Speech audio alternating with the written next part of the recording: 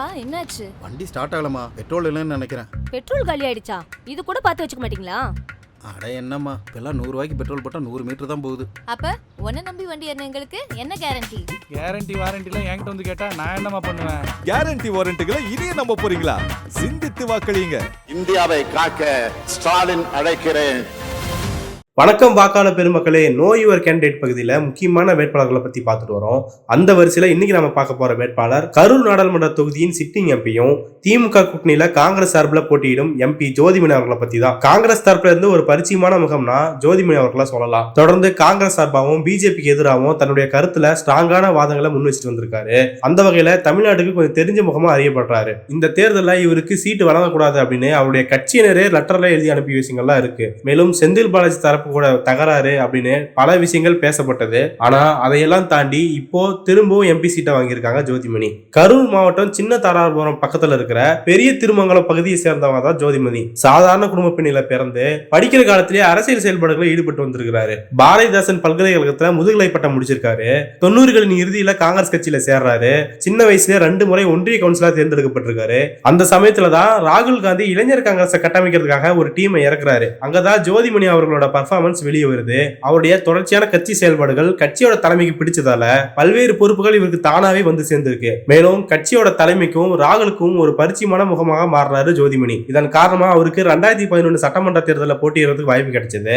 ஆனா அப்போ அதிமுக வேட்பாளராக இருந்த செந்தில் பாலாஜி அவர்களை எதிர்த்து போட்டி போட்டு தோல்வியை தழுவினாரு. தொடர்ந்து 2014 நாடாளுமன்ற தேர்தலில் போட்டி போட்டு அதிமுக வேட்பாளர் தம்பிதுரை கிட்ட தோல்வியை தழுவினாரு. ஆனா கடந்த 2019 நாடாளுமன்ற தேர்தலில் திமுக கூட்டணியிலிருந்து காங்கிரஸ் சார்பா மீண்டும் களமிறக்கப்பட்டாரு ஜோதிமணி. அப்பதான் எந்த தம்பிதுரை கிட்ட தோல்வியை தழுவினாரோ அவரையே சுமார் 4,20,000 வாக்குகள் வித்தியாசத்துல ஜெயிச்சிருந்தாரு ஜோதிமணி. இதன் மூலமா அவரு முதல் முறையே எம்பி ஆகி நாடாளுமன்றத்துக்குள்ள போறாரு. அவருடைய நாடாளுமன்ற செயல்பாடுகளை பத்தி பார்க்கும்போது அவருடைய வருகை பதிவு சதவீதம் 75% இருக்கு. 39 விவாதங்கள்ல பங்கேற்றிருக்கிறாரு. 173 கேள்விகளை எழுப்பியிருக்கிறாரு. மனைவியின் பேறு காலத்துல கணவருக்கு விடுமுறை, மாதவிடாய் காலத்துல பெண்களுக்கு ஊதியத்துடன் கூடிய விடுமுறை அப்படின்னு 2 தனிநபர் மசோதாக்களை கொண்டு வந்திருக்கிறாரு. கரூர்ல ரயில்வே மேம்பாலங்கள் பிரச்சனை, இஎஸ்ஐ மருத்துவமனைகளை மல்டி ஸ்பெஷாலிட்டி மருத்துவமனைகளை தரம் உயர்த்துறது, 100 நாள் வேலை திட்டத்தில் நிலவர பிரச்சனை அப்படின்னு பல பிரச்சனைகள் தொடர்பான விவாதங்கள்ல பங்கேற்று விவாதம் பண்ணியிருக்கிறாரு. இவர் கொடுத்த பெரும்பான்மையான வாக்குறுதிகள், அதாவது அரவக்குறிச்சியில கூட்டு குடிநீர் திட்டம், 15 இடங்கள்ல புதிய மேம்பாலங்கள், மணப்பாறை நகராட்சி குடிநீர் திட்டம் அப்படின்னு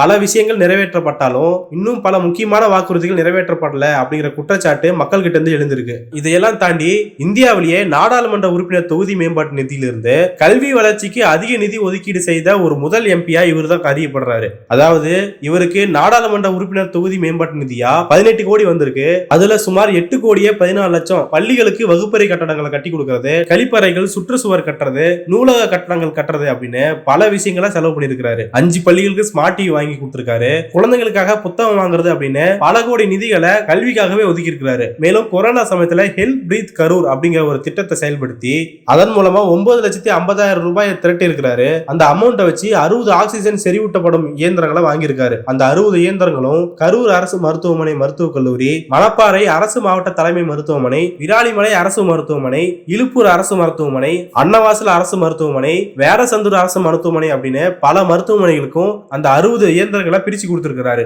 இவருடைய அலுவலகம் எப்படி செயல்படுதுன்னு பார்க்கும்போது மக்களுக்கு தேவையான மருத்துவ மற்றும் உணவு உதவிகளை வழங்கி கொரோனா காலத்துல சிறப்பா பணியாற்றி இருக்கிறாரு. இதன் மூலமா கொரோனா காலத்துல சிறப்பா செயல்பட்ட ஒரு எம்பி அலுவலகம் அப்படிங்கிற சிறப்பையும் இவருடைய எம்பி அலுவலகம் பெறுது. இதுல குறிப்பிட்டு சொல்லணும்னா இந்த கரூர் நாடாளுமன்ற தொகுதி கீழே இருக்கிற சட்டமன்ற தொகுதிகள் எல்லாமே திண்டுக்கல்லையும் கரூர்லயும் புதுக்கோட்டை மாவட்டத்திலே பிரிஞ்சு இருக்கிறதால அங்கிருந்து வர மக்கள் எல்லாமே எம்பி அலுவலகத்தை அணுகிறது ரொம்ப சிரமமா இருந்திருக்கு. இந்த நிலையில மக்களோட வசதிக்காக வேடச்சந்தூர்ல இன்னொரு எம்பி அலுவலகம் திறக்கிற ஒரு செயல்பாடுகளும் நடந்துட்டு வருது. மக்கள் எளிதில் அணுகிற வகையில கனெக்டிங் கரூர் அப்படிங்கிற ஒரு திட்டத்தை செயல்படுத்த ஒரு சிறப்பு இவருக்கு தான் சேரும். கரூர் நாடாளுமன்றத்துக்கு தனியா ஒரு வாட்ஸ்அப் குரூப் ஓபன் பண்ணி அதுல மக்களோட குறைகளை நீங்க டைரக்டா அனுப்பலாம் அப்படிங்கிற ஒரு சிஸ்டத்தை கொண்டு வந்திருக்காரு. இதன் மூலமா மக்கள் தங்களுடைய குறைகளை நேரடியா தெரிவிக்கவும் வசதியா இருக்கிறதா சொல்லப்படுது. மேலும் அதே குரூப்ல நாடாளுமன்ற எம்பியோட செயல்பாடுகளை பத்தி அறிஞ்சிக்கிற வகையில பல தகவல்கள் கொடுக்கப்படுறதா சொல்லப்படுது. அந்த வாட்ஸ்அப் குரூப் மூலமா மனுக்களையே அனுப்புறது, அதன் மூலமா நடவடிக்கை எடுக்கிறது அப்படின்னு இதோட செயல்பாடுகள் நின்றுகிட்டே இருக்கு. இதன் மூலமா தான்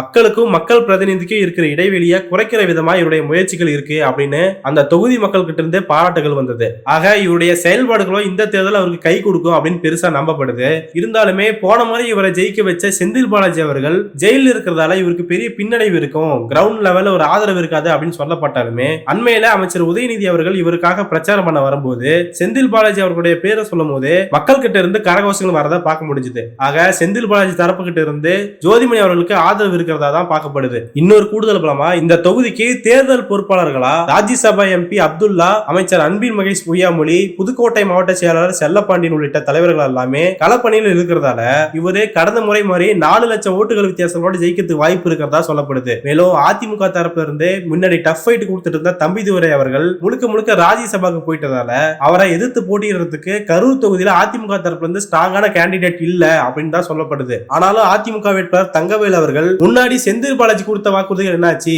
ஜோதிமணி கொடுத்த வாக்குறுதிகள் என்னாச்சு அப்படின்னு தன்னுடைய பிரச்சாரத்தை தீவிரப்படுத்திட்டே வராரு. ஆக இவருக்கும் அவருக்கு டஃப் ஃபைட் இருக்கிறோம் அப்படின்னு சொல்லப்படுது. இருந்தாலும் ஒட்டுமொத்தமா பார்க்கும்போது ஜோதிமணி அவர்களுக்கு தான் வெற்றி வாய்ப்பு கூடும் அப்படின்னு சொல்றாங்க. ஆக கரூர் தொகுதி எப்படி இருக்கு, ஜோதிமணி 2வது முறை எம்பி ஆவாரா, எத்தனை ஓட்டுகள் வித்தியாசம் ஜெயிக்கிறாரு அப்படிங்கறத நம்ம பொறுத்து இருந்து பார்க்கலாம். நீங்க கரூர் தொகுதி மக்களா இருக்கும் பட்சத்துல ஜோதிமணி அவர்களோட பிரச்சார செயல்பாடுகள் எப்படி இருக்கு, களப்பணிகள் எப்படி இருக்கு, வெற்றி வாய்ப்புகள் எப்படி இருக்கு அப்படிங்கறத கமெண்ட் பாக்ஸ்ல சொல்லுங்க.